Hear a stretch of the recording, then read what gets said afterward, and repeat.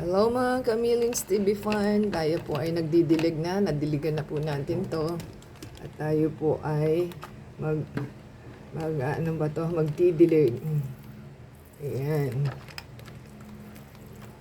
Kaya lang naman po at tayo po ay nasa bintana pa yan, hindi pa ho natin na ilalabas baka po kasi kunin ng hangin. Kasi magaan lang po ito. So, yan lang po ang ating magagawa for now kasi siya, ano pa lang po, ina-nurse pa lang natin ang ating soil. So, ewan ko bakit siya lang yung tumubo at yung iba hindi pa. Ito is, ilan na lang ang wala, isa o dalawa na lang silang wala. So, hintayin po natin. Yan, ito naman po yung isa na marami pa rin hindi na natubo. So, nasa shade pa po ito dahil nasa loob pa ng bahay. So, ganyan lang naman po ang ginagawa ko. Every morning, diligan lang po ninyo para po umano siya, mag-grow. So, ita-transfer pa po natin yan. Ang hirap po kasing tanggalin sa kamay yung mga seed during that time. Kaya kita mo, nagiging tatlo dapat magkakahiwalay. So, ganyan na po ang ating pinagkakabisihan ngayon ang pagtatanim. Plantitas po muna tayo ngayon. At yan po ang masarap. Nakikita mong nabubuhay ang tinanim mo. Dahil sa fertilizer, hindi po sa green thumb. O, diba? Ito, tumubo lahat yung seed. Yan, isasalin pa po natin yan. Pagka lumaki-laki na po at sabay-sabay na silang lumalaki, saka po natin i-transfer.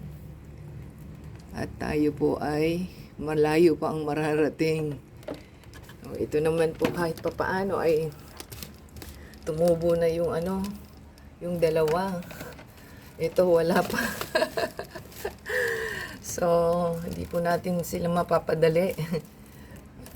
At yan po ang ating hinihintay sa ating pagtatanim. Ito po kasi naubusan tayo ng egg trays, pero nakabili na po tayo ng ating tray. At ito po yung ating tray. Yan.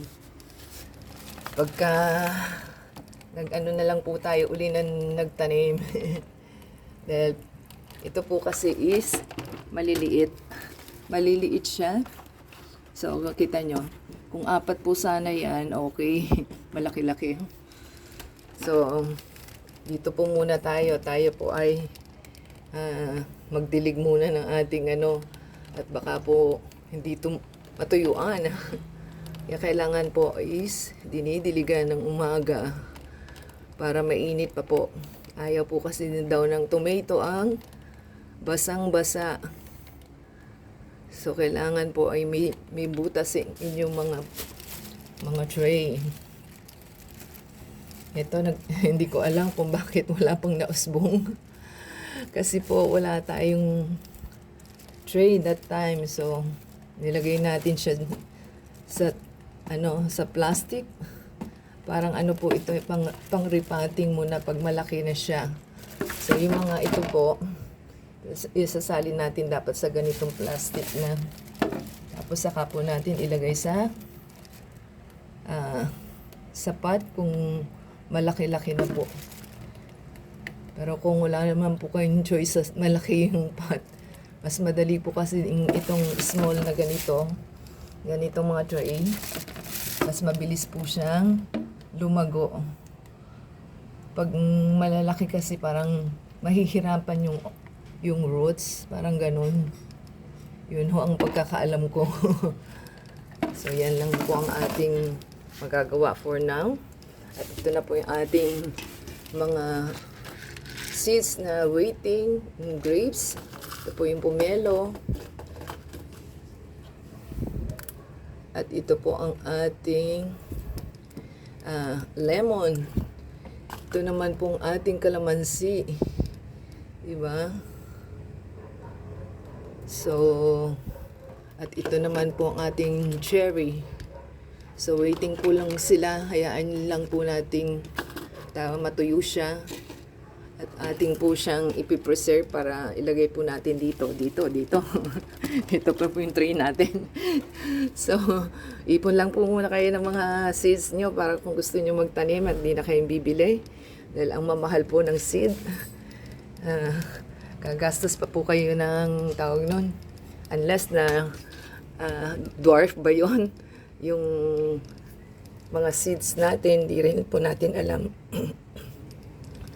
So, yan po ang status ng ating mga plants. Patubo-tubo pa lang po siya. So, hintay-hintay lang po muna tayo. Saka po natin ililipat dito sa ganitong plastic. Lilipat po natin yan.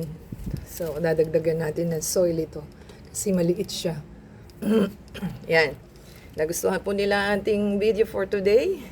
Ito po yung ating 2 liters na spray ang dilig. So kung nakarating ka po sa ating finale, makigive sa thumbs up, comment down below po sa ating mga naitanim at successful po kasama na ang green thumb dyan and fertilizer. Kaya po nabuhay at dilig-dilig po, kailangan diligan. So until next time po, like, comment down below, subscribe po sila. At support us sa Facebook, Twitter, TikTok, and Instagram. Until next time, God bless everyone.